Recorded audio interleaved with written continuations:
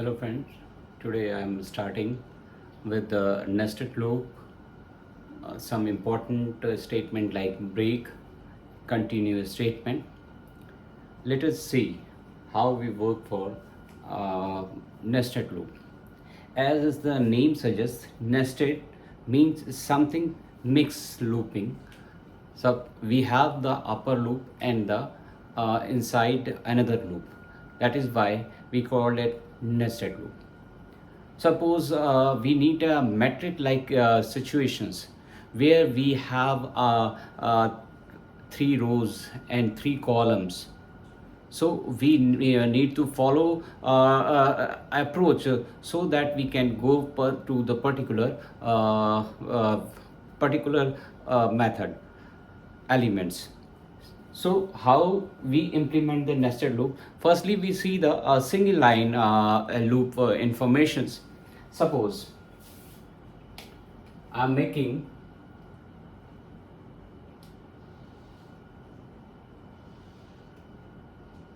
a simple one row and there is four column. So I knew that this is if we're starting as 0, 1, 2, 3. It means if I am using while, I can say that if it is less than 4 and I initialize the I with 0 value, making body of it and print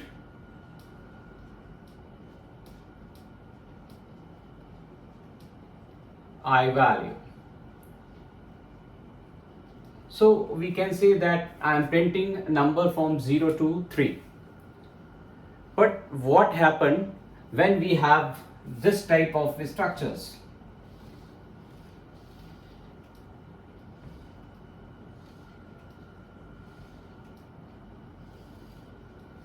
So we have two types of constants here, like this 1 and this is 2.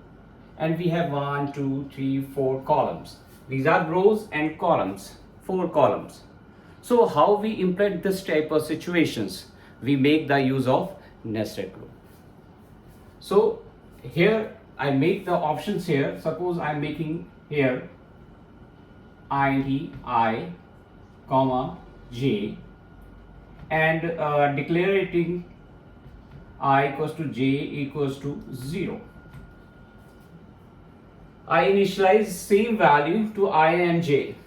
I am making loop here while I less than, suppose it is a 0 to 1, I am saying that if it's working for it, it is less than 2.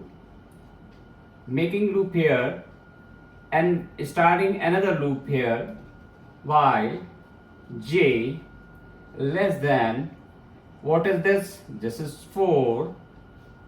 Making the loop of it, body of it, and printing information printf %d /n. Suppose I am printing the j value or I value. So if we need j and I value, I can also space provide here.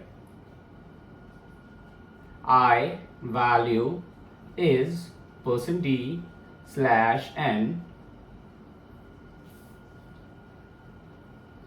Also give the plus statement. J value is %d /n and give the information I, comma j, and simply saying j plus plus increment operator, closing of I statement, closing of inner loop, providing I plus plus, and then closing of upper loop. So here you can see that the structure of a nested loop, I am providing here while I less than 2. It means if it is a 0, firstly it is a 0 statement, it comes inside, gate is open for upper layer, then it's come to here in nested loop, we have a j equals to also 0.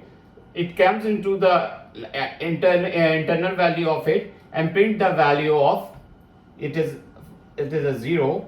I value is, it is print I value is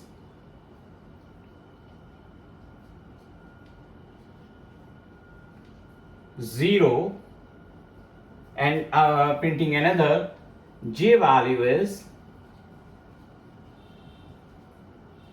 0. So what is going on here? Next time it just go for it j plus plus, it is goes to there. Firstly, internal loop execute and will execute until it is not completed. So next time event, what it will give? It will give I value is 0, j value is 1, and which value is it last going to? In the same way it goes for the third statement. Value I value is 0 and j value is 3 value. So you can understand that this 0 is constant for upper layer, and when it complete this internal loop, it goes to outside and increment I plus plus. So then it again comes j is an initialized value, again j value initialized. We have to provide here the j equals to also 0, because next time it need for 0 value statement here from here also. So we initialize the j equals to 0, then it again will display, but here next time it will give the statement like I value is j and j value is 0. Next time I value is 1 and j value is 1. In the same way it works. And then after, when it goes to here, it increment I plus plus and check that if it is I value 2, it complete the loop and goes outside. So in the same scenario, we can see that we need this type of nested loop whenever we need any problem. In the same way, we have, suppose in the computer science, we have an assignment like we have to print the structures like in this way.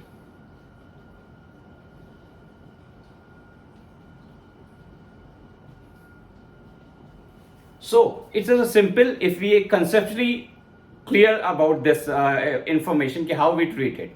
Here you can see that these are the statement, it is the row values, and these are column values. So it is now easy to make the logic of it, right?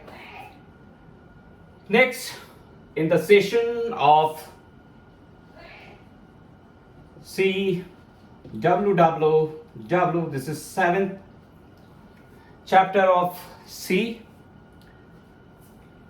Next statement we have coming, it's a break statement or continuous statement. So also important. Suppose we have to print value. Suppose int I equals to 0 while I less than 10 if I equals to conditional operator bracket printf %d format specifier value of print. And one thing also important, that we should know the curly bracket designing, because in the exams what is going on, the when teacher check, it is very good practice that we should provide the first end of the curly bracket in the same scenario, otherwise you lose your marks. So I am writing here that int I equals to 0 while I less than 10, curly bracket is starting if I double equals to 5. It means if it is a value of 5, please break it, and then a printf I values of it. So how we approach it for it?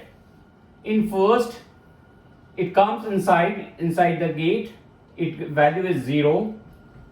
It is check the I value 5, no, comes here and print the I value.